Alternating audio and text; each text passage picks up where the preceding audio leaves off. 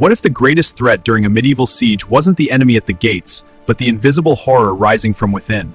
It is the height of summer in the year 1242, and the heavy iron portcullis of a mighty fortress.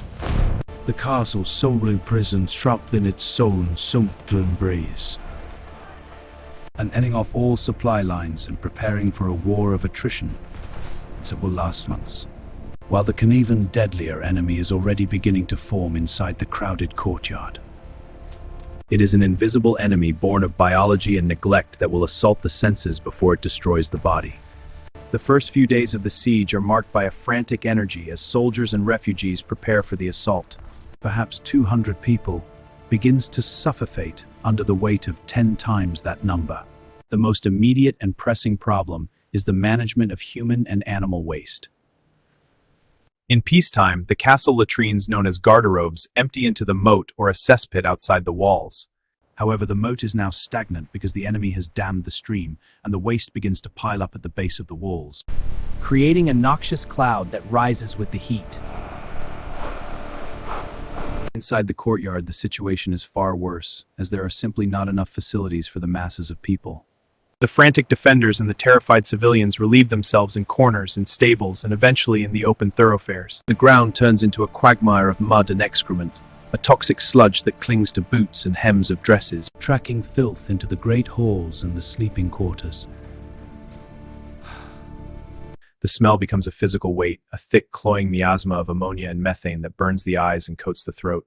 There is no escape from it, for the high stone walls that keep the enemy out also keep the stench in, trapping the foul air like water in a bowl. Compounding this sanitary disaster is the presence of livestock driven inside the walls to prevent them from falling into enemy hands. Hundreds of horses, cattle, pigs, and chickens are crammed into the lower bays, standing shoulder to shoulder in the sweltering heat. These animals produce mountains of dung every day, which cannot be removed or thrown over the walls without exposing men to enemy archers. The animals must also be slaughtered for food as the grain supplies run low, turning the courtyard into an open-air abattoir. The blood of the butchered beasts soaks into the earth, mixing with the filth to create a breeding ground for billions of flies. These insects become a plague in themselves, covering every surface, landing on the food and crawling over the faces of the sleeping men. As the siege wears on, water becomes the most precious and dangerous commodity in the fortress. The castle well dug deep into the bedrock is pushed to its limits by the thirsty multitude. Slowly, inevitably, the groundwater begins to be contaminated by the seepage from the overflowing latrines and the animal waste.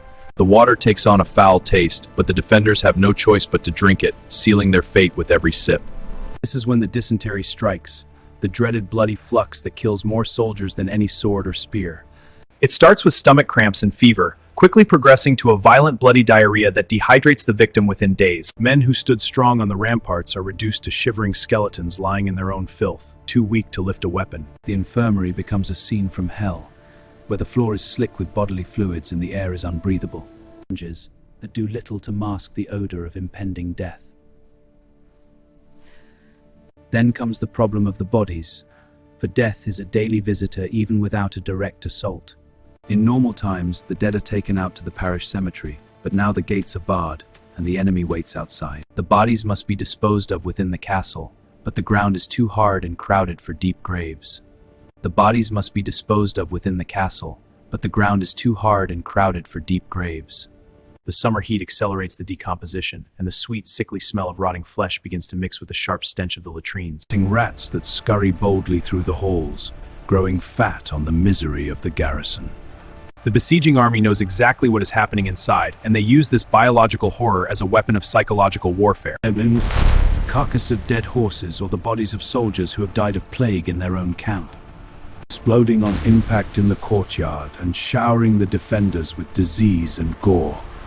It is a terrifying display of medieval biological warfare designed to spread panic and pestilence among the trapped population. Landing in the town square breaks the morale of the civilians faster than any fire arrow.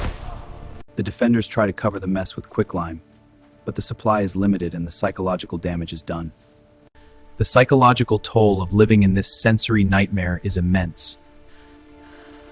The constant smell triggers a primal disgust response in the brain, leading to depression, lethargy, and a loss of the will to fight. The inhabitants exist in a state of sensory overload where the nose is constantly assaulted and the stomach constantly turns. Food, what little is left of it, tastes of the smell as if the stench has permeated the very grain and salted meat.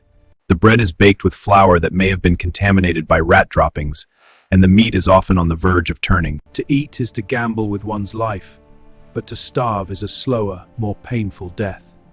The castle is no longer a military fortification for the living.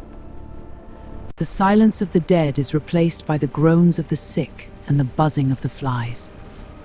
The 9 have basic needs of survival.